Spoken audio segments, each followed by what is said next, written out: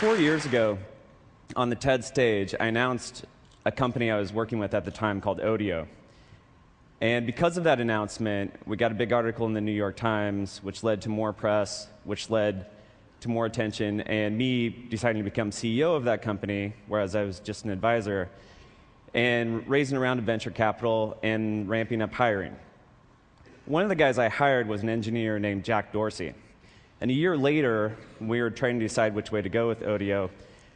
Jack presented an idea that he'd been tinkering around with for a number of years that was based around sending simple status updates to friends. We were also playing with SMS at the time at Odeo, so we kind of put two and two together. And in early 2006, we launched Twitter as a side project at Odeo.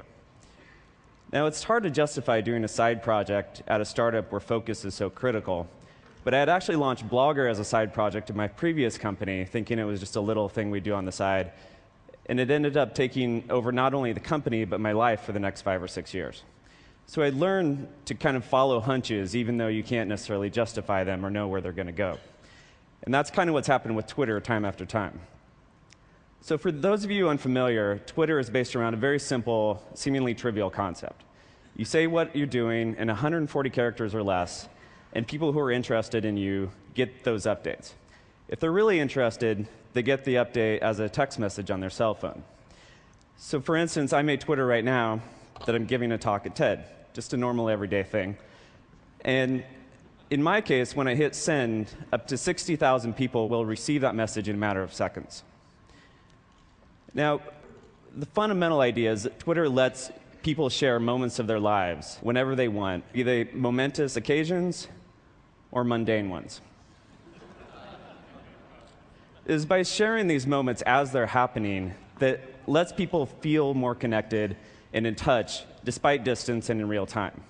This is the primary use we saw of Twitter from the beginning, and what got us excited. What we didn't anticipate was the many, many other uses that would evolve from this very simple system. One of the things we realized was how important Twitter could be during real-time events. When the wildfires broke out in San Diego in October 2007, people turned to Twitter to report what was happening and to find information from neighbors about what was happening around them. But it wasn't just individuals. The LA Times actually turned to Twitter to dispense information as well and put a Twitter feed on the front page. And the LA Fire Department and Red Cross used it to dispense news and updates as well. At this event, dozens of people here are twittering, and thousands of people around the world are following along because they want to know what it feels like to be here and what's happening. Among the other interesting things that have cropped up is many things from businesses, from marketing and communications and predictable things to an insanely popular Korean barbecue taco truck that drives around LA and twitters where it stops, causing a line to form around the block. Politicians have recently begun Twittering. In fact, there's 47 members of Congress who currently have Twitter accounts, and they're tweeting, in some cases, from behind closed-door sessions with the president. In this case, this guy's not liking what he's hearing. The president himself is our most popular Twitter user, although his tweets have dropped off as of lately, while Senator McCain's have picked up, as of this guy's. Twitter was originally designed as pretty much a broadcast medium. You send one message and it goes out to everybody and you receive the messages you're interested in. One of the many ways that users shaped the evolution of Twitter was by inventing a way to reply to a specific person or a specific message. So this syntax, the @username that Shaquille O'Neal is using here to reply to one of his fans, was completely invented by users. And we didn't build it into the system until it already became popular, and then we made it easier. This is one of the many ways that users have shaped the system. The other is via the API. We built an application programming interface, which basically means programmers can write software that interacts with Twitter.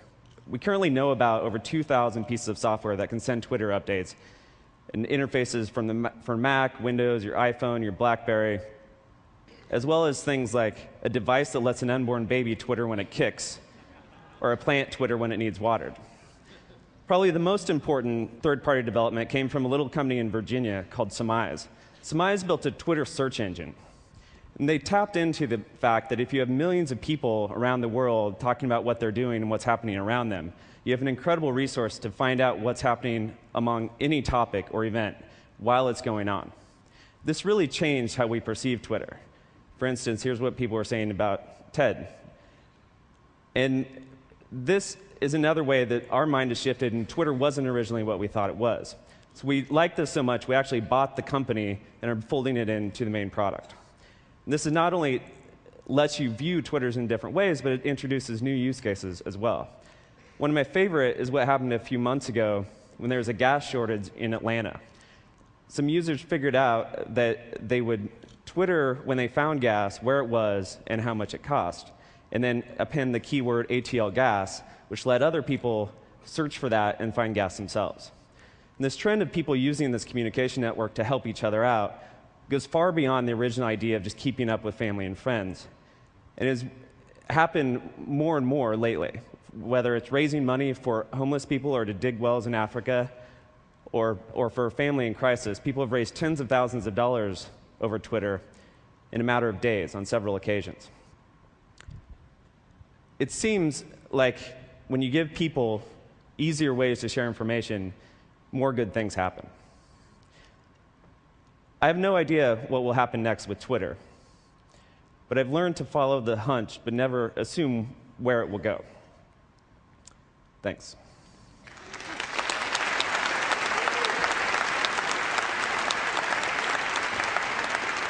We're not quite done yet. So look, if we could have this screen live. This is actually the most terrifying thing that any speaker can do after they've been to an event.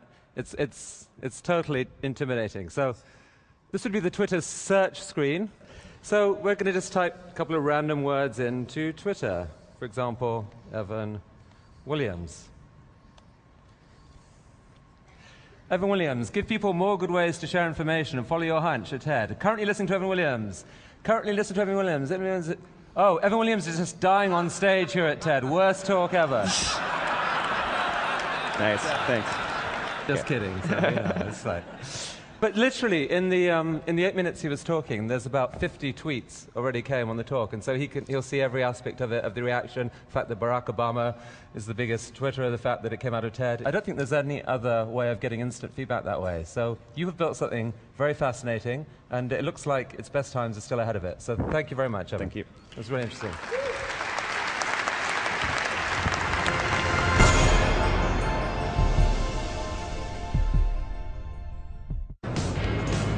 Hey, this is Jason with Stream GE. We're here in New York City. This is a photovoltaic micro solar panel. How many New Yorkers know anything about it? Let's find out. You guys know anything about solar energy? Nothing. Nothing. That's a photovoltaic micro solar panel. What do you think? It's a photovoltaic micro solar panel. Can you say that 5 times fast? I'll give you a candy bar. Do you know anything about photovoltaic solar panel? Photovoltaic? Photovoltaic.